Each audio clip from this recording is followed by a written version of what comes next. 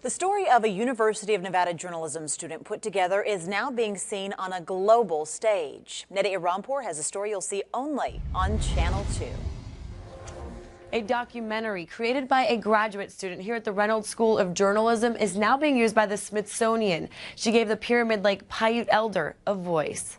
So even though we were the first citizens of this here land, we didn't become citizens of this country until 1924.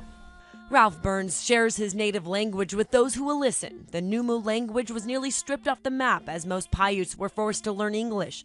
But this Paiute elder who learned Numu from his grandmother is now traveling the state teaching fellow Native Americans a crucial piece of their culture.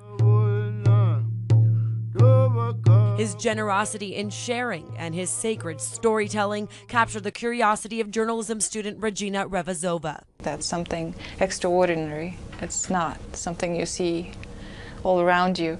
She stumbled upon Ralph's story while touring the Paiute reservation at Pyramid Lake. He's a pretty shy guy. He was saying, I'm just working here. But after getting permission to film the tribe and spending months with Ralph, she uncovered a man who is single-handedly preserving the native ways. Ralph is one of only 9 in the country and the only Nevadan to be inducted into the National Endowment for the Arts National Heritage Fellows, recognized by the Smithsonian for his selfless acts.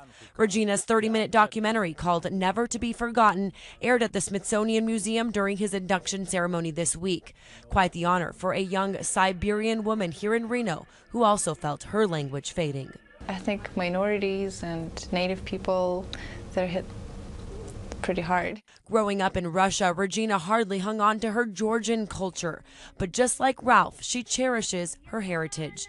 Since she can relate to his struggles and his passion, she's now hoping to open the world's eyes to the Paiutes and this man's mission of saving a dying language that thrived hundreds of years ago.